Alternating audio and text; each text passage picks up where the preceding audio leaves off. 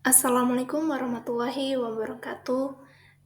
Em, Perkenalkan, saya Joanna Saputri dengan NIM H01223336.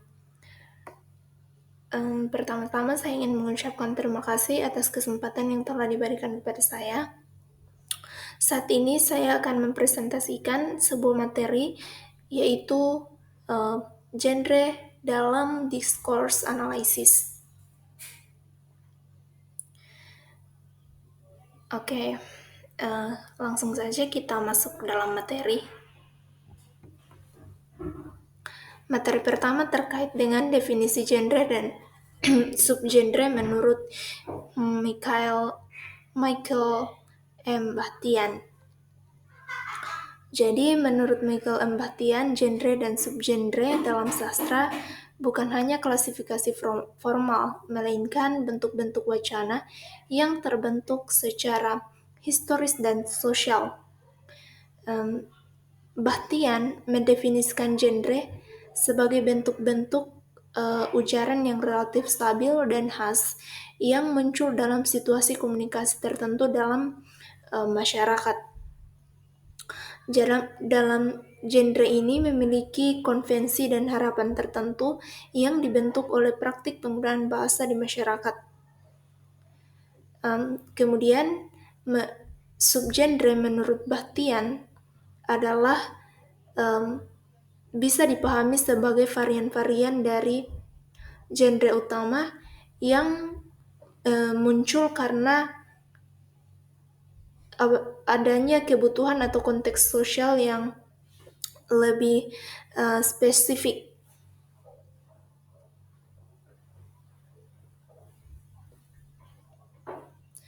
Selanjutnya ada genre dan subgenre dalam sastra yang terdiri dari drama, fiksi, non-fiksi, dan puisi. Di sini saya akan jelaskan satu persatu. Jadi, genre sastra atau literary genre seperti drama, fiksi, non-fiksi, dan puisi tidak hanya dipandang sebagai bentuk estetika, tetapi juga sebagai cara berkomunikasi yang membawa maksud sosial, ideologi, dan konteks budaya. Berikut ini adalah penjelasan masing-masing genre dan subgenre dalam kerangka analisis wacana. Yang pertama adalah drama. Jadi, genre drama ini adalah bentuk wacana yang disusun untuk ditampilkan secara langsung melalui dialog dan tindakan tokoh. Adapun subgenre dalam drama ini yaitu tragedi dan komedi. Di sini dalam tragedi ini mengandung bahasa yang serius dan reflektif dan menyoroti konflik moral dan eksistensial. Sedangkan komedi ini menggunakan humor, ironi, dan permainan bahasa untuk mengkritik atau mencerminkan realitas sosial. Ciri dari wacana ini yaitu dominan dialog, bahasa lisan yang distilisasi, dan petunjuk panggung sebagai meta wacana. Kemudian genre yang kedua itu genre fiksi, seperti novel dan cerpen. Jadi genre fiksi ini dilihat sebagai narasi imajinatif yang menyampaikan nilai, ideologi, dan identitas sosial. Adapun subgenre dalam genre fiksi ini yaitu fiksi realis dan fiksi spekulatif. Jadi fiksi realis ini menggunakan bahasa deskriptif dan naratif yang mendekati realitas sosial. Sedangkan fiksi spekulatif ini seperti fiksi ilmiah dan fantasi menggunakan bahasa kreatif dengan penciptaan dunia dan kosakata baru. Jadi ciri-ciri genre fiksi ini yaitu narasi kompleks, perpaduan sudut pandang atau point of view, dialog internal dan eksternal, dan ideologi implisit dalam cerita. Kemudian yang genre yang ketiga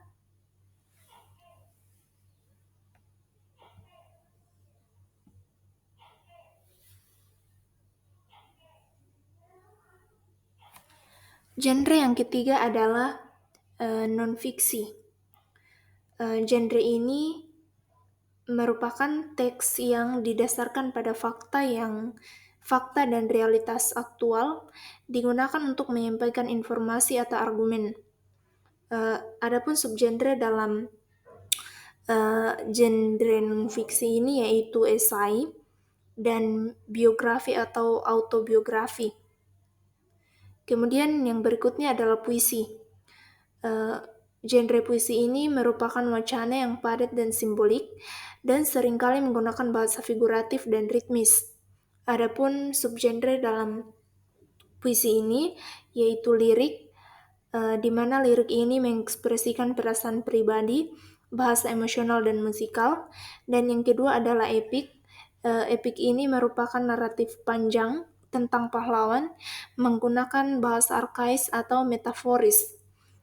Ciri dari genre ini yaitu tinggi dalam densitas makna, banyak menggunakan metafora, enjambment, dan permainan bunyi.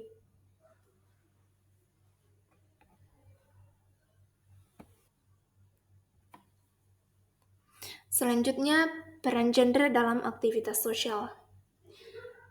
Peran genre dalam aktivitas sosial sangat penting karena genre berfungsi sebagai alat komunikasi yang mengatur bagaimana orang berbicara, menulis, dan bertindak dalam konteks sosial tertentu.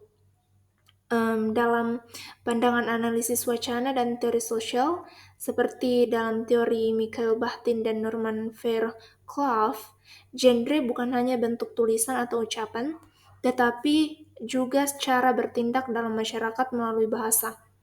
Berikut ini adalah peran genre dalam aktivitas sosial. Yang pertama, genre sebagai bentuk praktik sosial. Jadi genre mencerminkan dan membentuk tindakan sosial. Misalnya pidato politik memiliki genre khusus yang menekankan persuasi dan ideologi. Kemudian ada laporan berita yang memiliki struktur objektif dan faktual untuk menyampaikan informasi kepada publik. Kemudian ada cerpen yang digunakan untuk menyampaikan pandangan atau refleksi sosial melalui narasi. Kemudian yang kedua adalah genre mengorganisasi interaksi sosial. Genre ini membantu orang memahami bagaimana cara berkomunikasi dalam situasi tertentu. Contohnya di sekolah. Di sekolah, siswa tahu harus menulis esai dengan struktur tertentu. Kemudian contohnya seperti di kantor, di mana email formal berbeda dengan pesan santai di media sosial. Jadi, genre ini menjadi semacam konvensi atau pedoman agar komunikasi efektif dan sesuai norma. Kemudian selanjutnya adalah genre dan identitas sosial. Melalui genre, orang juga membangun identitas dan posisi sosial. Misalnya, seorang penulis puisi menciptakan identitas sebagai seniman, dan seorang pengacara menggunakan genre hukum untuk menunjukkan otoritas dan profesionalisme. Jadi, genre ini membentuk peran sosial kita dalam masyarakat. Kemudian yang terakhir adalah genre bersifat fleksibel dan dapat berubah. Genre ini berkembang seiring waktu dan bisa beradaptasi dengan perubahan sosial dan teknologi. Misalnya, vlog adalah bentuk baru dari genre narasi autobiografis. Kemudian ada media sosial yang menciptakan genre hibrid seperti Twitter, TikTok storytelling, dan lain sebagainya.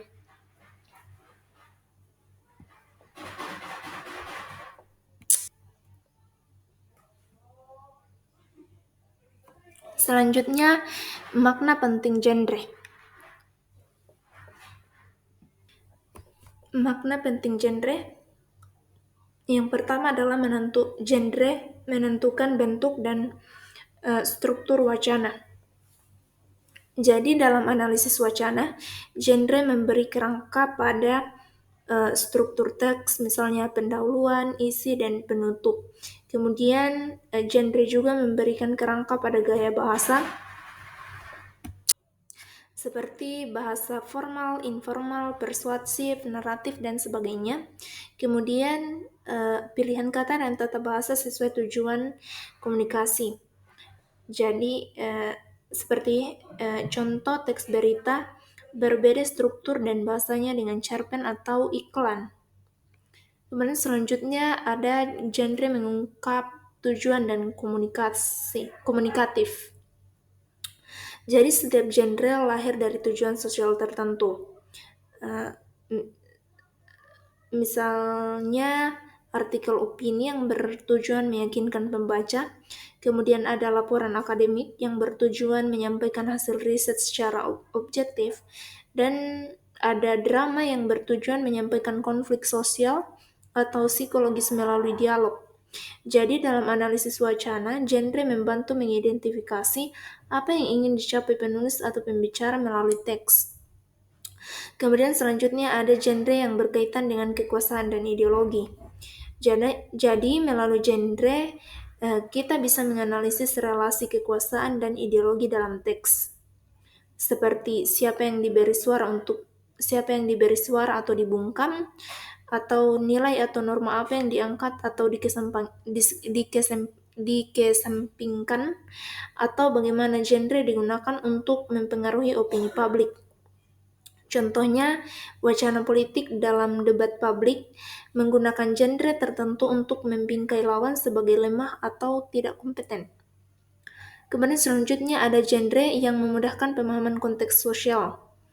Jadi, genre di sini membantu pembaca atau pendengar memahami konteks situasional seperti di mana dan kapan wacana itu digunakan. Kemudian ada peran sosial seperti siapa pembicara dan siapa audiensnya. Kemudian ada ekspektasi komunikatif seperti apa yang dianggap pantas atau tidak dalam situasi itu. Selanjutnya ada genre yang bersifat dinamis. Genre ini adalah genre bukanlah bentuk yang kaku. Dalam analisis wacana, kita juga melihat genre berubah atau bercampur, atau terintekstualisasi dan hibriditas, terutama dalam media digital dan modern. Jadi kesimpulannya adalah, dalam analisis wacana, genre sangat penting karena memberikan kerangka untuk memahami bentuk, fungsi, dan makna bahasa dalam kehidupan sosial. Kemudian genre ini juga dapat membantu kita melihat bahasa sebagai tindakan sosial, bukan hanya sekedar teks. Jadi demikian penjelasan materi dari saya. Jika ada yang kurang berkenan, mohon dimaafkan, dan wassalamualaikum warahmatullahi wabarakatuh.